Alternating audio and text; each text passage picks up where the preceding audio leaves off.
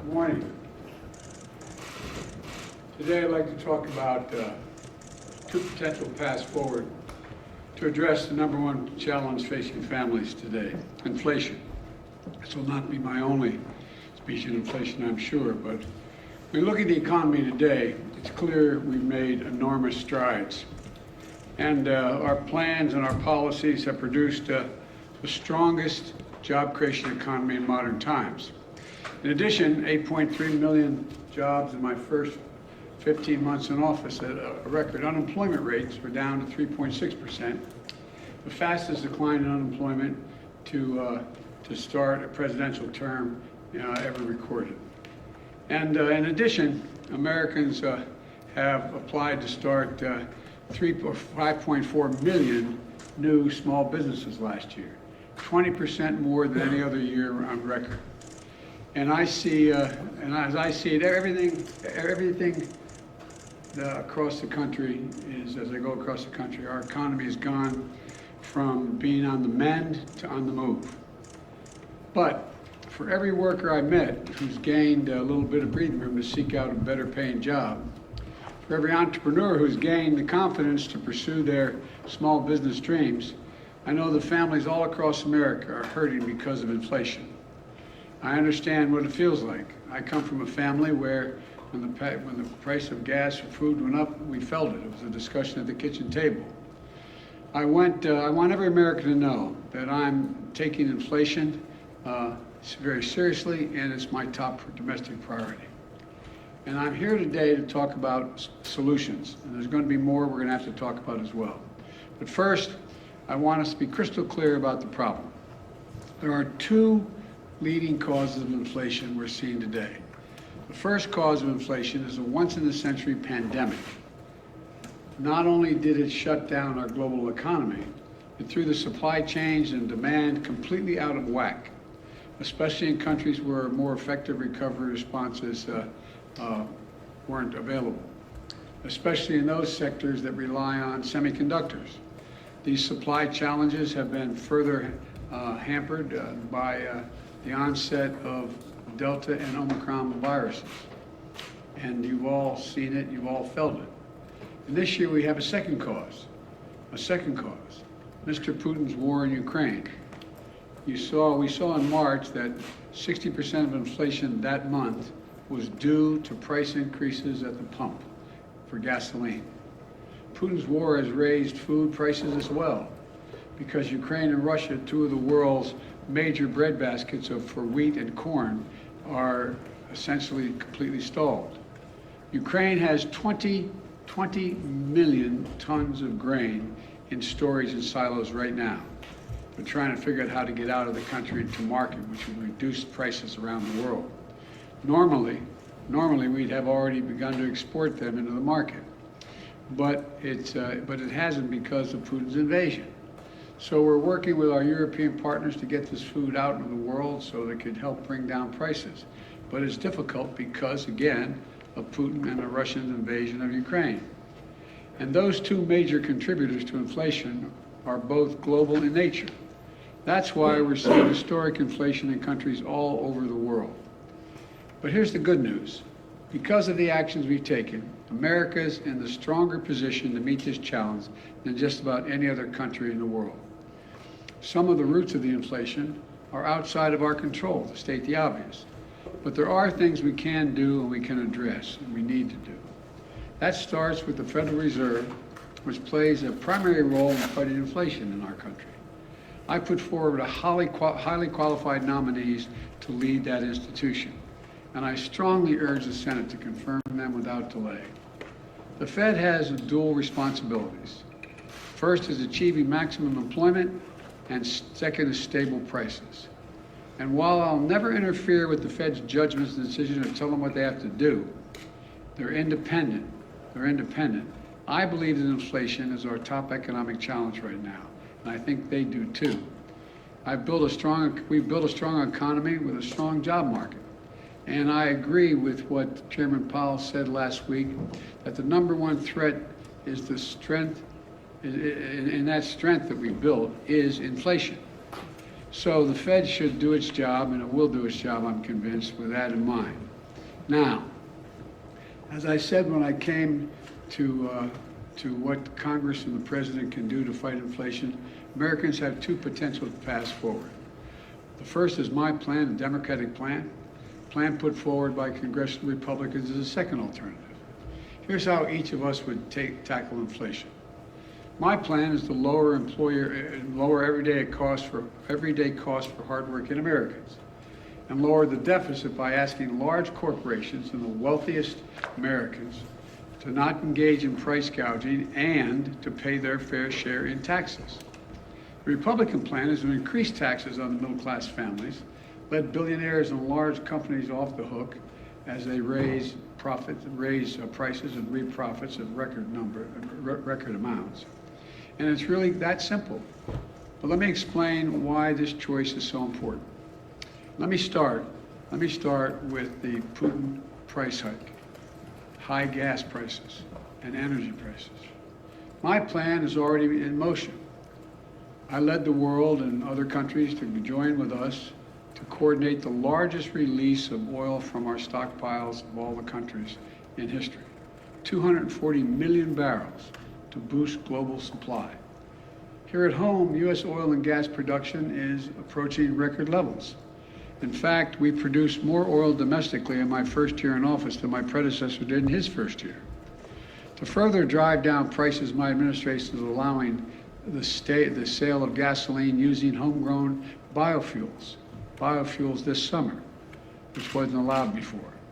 And to reduce our dependence on foreign oil and reckless autocrats like Putin, I'm working with Congress to pass landmark investments to help build a clean energy future as well. From tax credits for businesses to produce renewable energy, to tax credits for families to make their homes more energy efficient.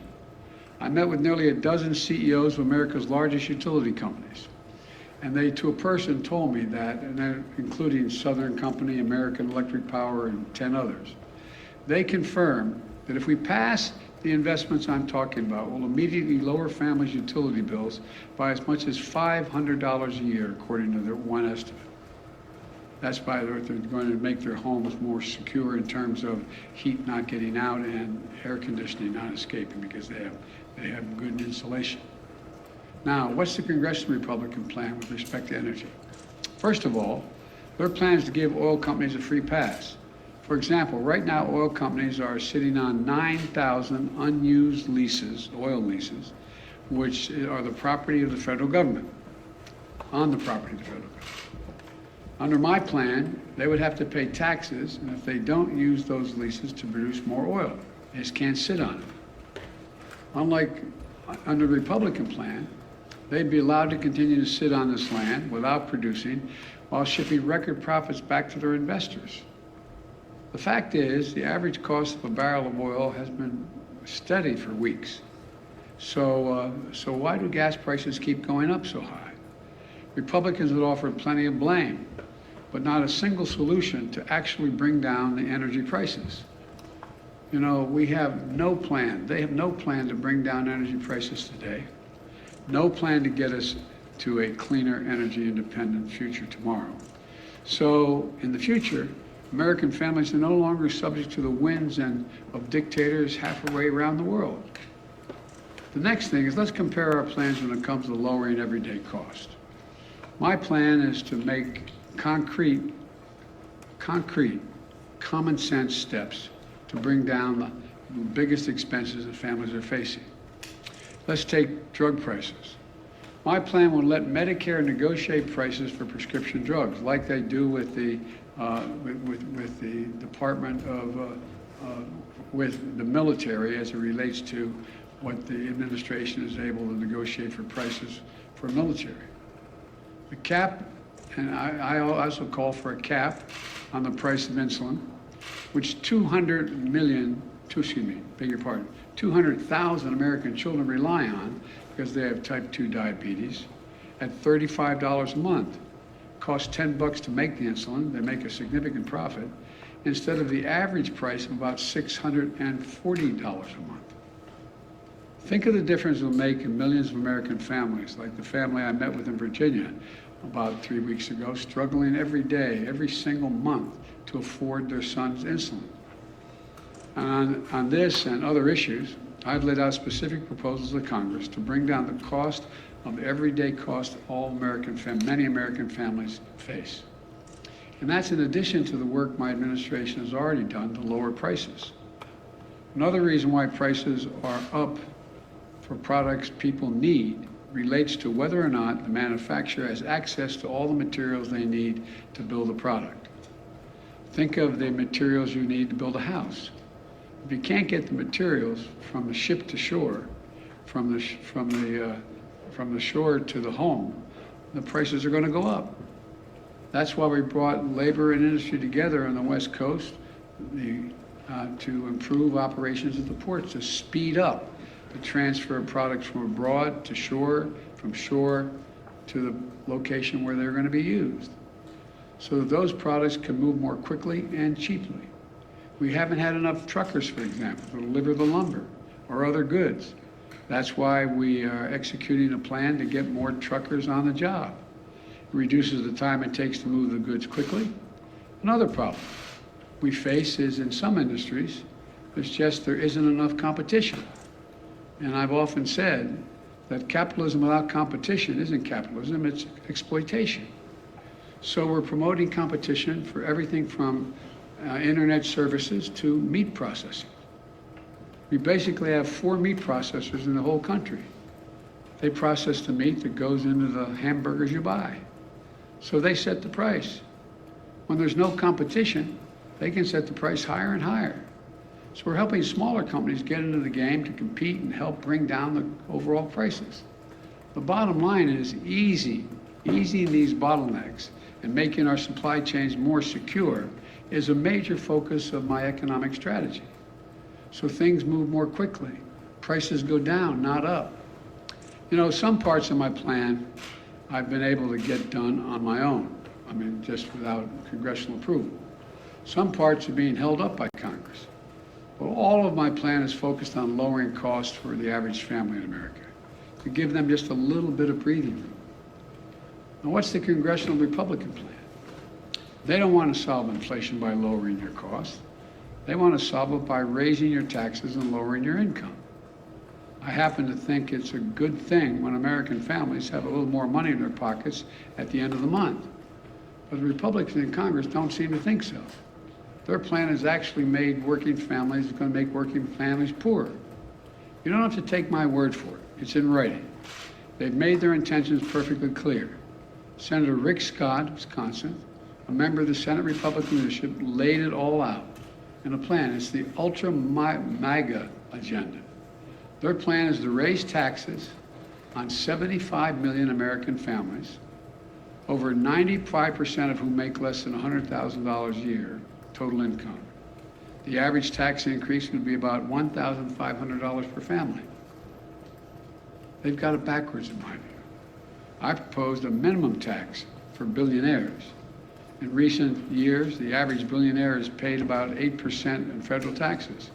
Congressional Republicans have proposed increasing taxes on teachers and firefighters. 55% of the largest corporations paid net zero in federal taxes in 2020 on $40 million profits. It just isn't right. That's why I proposed a minimum tax for corporations. Their plan would also raise taxes on 82% of small business owners making less than $50,000 a year. But it would do nothing to help to hold big corporations and companies accountable. Think about it. Republicans in Congress are so deeply committed to protecting big corporations and CEOs that they would rather see taxes on working American families and try to depress their wages to take on inflation. Never mind the fact that many of these companies are recording record profit margins, even as they raise prices record amounts. Look, you've heard me say it before, I'm a capitalist. I'm not out to punish anybody. I have no problem with companies getting and generating reasonable profits. But in this moment of peril, with the war overseas and inflation surging around the world, The last thing we should be thinking about is rewarding companies for exploiting the situation. While families struggle to pay their bills, some corporate executives are on earnings calls with investors on Wall Street cheering their record profits and explain how they're using this period of inflation to cover the rise in prices far beyond what they need to do to cover their costs. And all this time, they're not even paying for a fair share of taxes in the first place. You want to bring down inflation? Let's make sure the wealthiest corporations pay their fair share. My plan asks those companies to pay their fair share in taxes.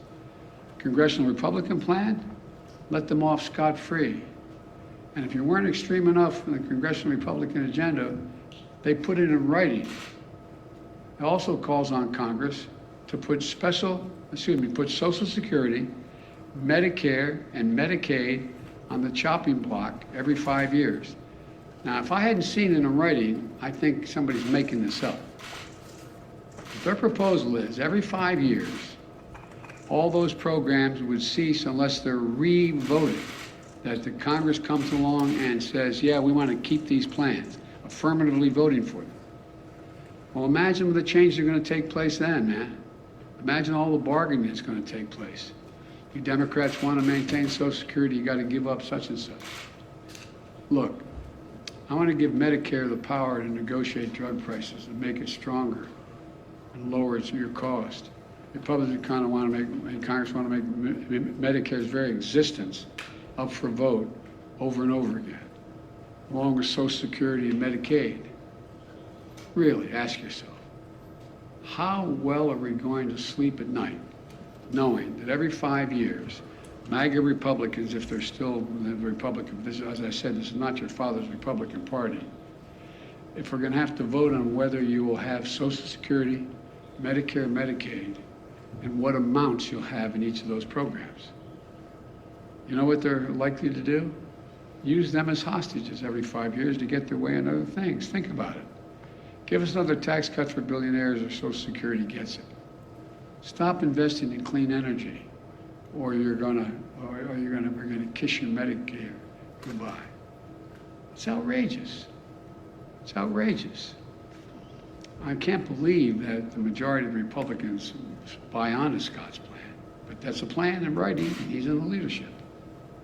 Finally, let's do one more comparison. Let's compare our two plans when it comes to the deficit. Republicans love to attack me as a big spender, as if that's the reason why inflation's gone up.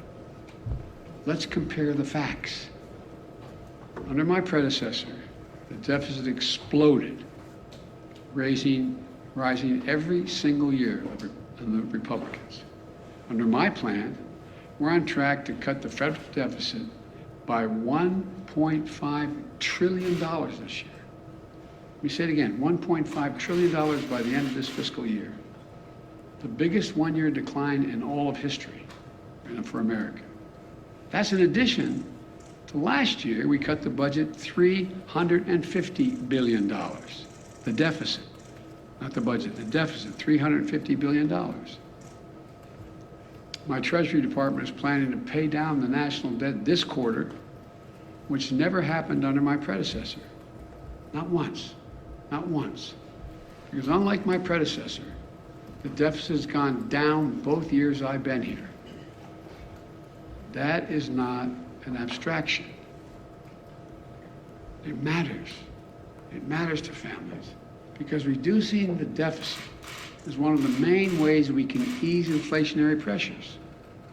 Look, the bottom line is this. Americans have a choice right now between two paths, reflecting two very different sets of values. My plan attacks inflation and grows the economy by lowering costs for working families, giving workers well-deserved raises, reducing the deficit by historic levels, and making big corporations and the very wealthiest Americans pay their fair share. The other path is the ultra-MAGA plan put forward by congressional Republicans to raise taxes on working families, lower the income of American workers, threaten sacred programs Americans count on like Social Security, Medicare, and Medicaid, and give break after break to big corporations and billionaires, just like they did the last time they were in power, when their top priority was the reckless $2 trillion tax cut, the majority of that going to the very wealthiest Americans, which ballooned the deficit and not a penny of it was paid for. Look, I know you gotta be frustrated. I know. I can taste it. Frustrated by high prices, by gridlock in Congress, by the time it takes to get anything done. Believe me, I understand the frustration. But the fact is, congressional Republicans, not all of them, but the mega Republicans are counting on you to be as frustrated by the pace of progress, which they've done everything they can to slow down, that will hand power over to them and enact so they can enact their extreme agenda. Look at their agenda.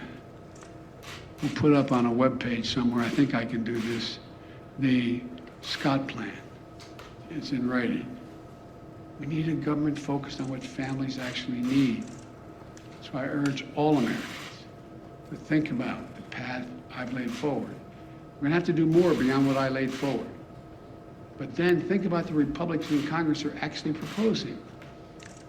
Which path is right for you and for your family, and quite frankly, for America? Let's build on the extraordinary process and progress we've made instead of tearing it down. Let's focus on what matters. This really matters to average Americans. I want to thank you all. God bless you, and may God protect our troops. Mr. President, when you drop President sign the tariff, Mr. President, why do you... You're going to ask me about what I spoke about. Mr. President, why do you believe so many Americans believe that your administration is not doing enough to combat inflation? And do you believe that you and your administration bear some measure of responsibility for the inflation that we're seeing across the country? First is we're in power. That's the first thing. And you justifiably right, we control all three branches of the government. Well, we don't really. We have 50-50 in the Senate. You need 60 votes to get major things done. I've been pushing the things I've been proposing here, and you've heard me speak to today since I got in office. And I need to get 60 votes to be able to even pass them, number one. Number two, I think that, they're not focused. All they're focused on, understandably, is the problem they're facing. They get a 5.5% raise, an average raise in their salaries, and yet inflation exceeds that. And they look around the world, and they know that a lot of it's extremely complicated. And so they're frustrated, and I don't blame them. I really don't blame them. There's a lot we have to do. But you know as well, I shouldn't say you, I think what I have to do is explain in simple, straightforward language what's going on. Like, the reason why 30% of the inflation last year is because automobiles cost more. Why'd they cost more? They couldn't get the computer chips to make them. People were making a lot more money. They wanted to buy the automobiles, they couldn't buy them because the costs went up so high because there were so few of them. The same way this year. The same way this year, the reason why prices are up. They understand, but they don't. Look, most people, the vast majority of Americans are hoping that their government just takes care of the problem and they don't have to think about it in detail at the kitchen table, at the dinner table. And that's understandable, no matter what their background. But right now, it's confusing. There's a war in Ukraine, and they're scratching their heads like, what the heck is Russia doing? Should we be helping? They think we should be helping the innocent Ukrainians. But what impact does that have? Do you think the average person, whether they have a PhD or they have any other job, sits and thinks, wow, there's thousands of tons of grain in elevators in Ukraine that can't get out. And Ukraine's one of the biggest producers of corn and wheat. I wonder whether that's the reason my prices are up. And do you take any responsibility for the inflation in this country? Do you take any responsibility for your policies? I think our policies help, not hurt. Think about what they say. The vast majority of the economists think that this is going to be a real tough problem to solve, but it's not because of spending. We brought down the deficit. The bottom line is, how much does America owe? How much in the hole are we going? We're reducing that. Today you have retail gasoline prices and diesel prices at record highs. Yes. Yet you have yet to ask Americans to consume less. You're a train guy. Have you ever thought of your administration asking Americans to drive less, to take public transport? Well, if you ever raised a family like mine, you don't have to tell them. They're doing everything in their power to figure out how not to have to show up at the gas pump. That's why, for example, one of the things that's going to help a lot, but it's going to take time, is our infrastructure bill.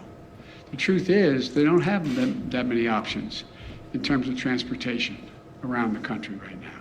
If you live in the Northeast Corridor, you do. If you're driving back and forth between Baltimore, Washington, New York, et cetera. But you don't have many choices. You don't have a whole lot of choices to deal with other aspects of transportation in terms of local transportation. And so what happens is, and unless they're electric, we find ourselves the cost of flying, buying a ticket on a plane costs more because of gas prices. So this is a process, but it's a process that I've been consistent about, wanting to lower prices and shift to renewable energy so we're not as dependent. I have conversations almost every day, well, that's an exaggeration, at least twice a week with one of my European counterparts, heads of state, on how can we help them, in fact, wean themselves off of Russian oil because they're so totally dependent. So we're working like the devil to help them transition, because as long as Russia's able to make money selling oil, they're going to continue to be able to do the bad things they're doing. So there's a lot. It's really complicated. I'm not suggesting American people can't understand it. They understand it, but they have, they're working 8-10 hours a day just to put food on the table. And so I think what's happened is we have, in a sense, I never expected, let me say this carefully. I never expected the ultra MAGA Republicans who seem to control the Republican Party now to have been able to control the Republican Party. I never anticipated that happening. Mr. President, will you drop Trump's China tariffs? Mr. President, a year ago the administration was saying that inflation was transitory. That's obviously not the case now. How long do you think it will be until we see prices coming down? I'm not going to predict that. It ranges depending on which economists you're talking to by the end of this year, and some say it's going to increase next year, but there's others say by the end of this year you're going to see it come down, by the calendar year. I don't know, but I know what we have to do to make sure that we can bring it down. Mr. China President, tariffs? Will you drop Trump's do China you tariffs? support any restrictions on abortion, or what limits do you believe I'm there not should going be, to as respond the to anything Senator because stated? I want the story to be about inflation. On China tariffs? You called out Rick Mr. Scott. President? You called out Rick Scott a little while ago in your remarks. Earlier today, anticipating your remarks, he said, and I'm just quoting here, that the best thing, most effective thing Joe Biden can do to solve the inflation crisis he created is resign. He's the problem.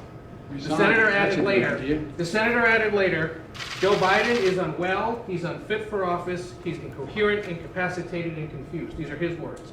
Offering him a chance to respond to them. I think the man has a problem. Can I ask you about China? Let's wrap this up. Will you drop former President Trump's China tariffs? We're discussing that right now. We're looking at what would have the most To lower positive them or impact. to erase them? No, I didn't say that. I'm asking. I'm telling you, we're discussing it, and no decision has been made on it. Mr. That's enough. Thank you, guys.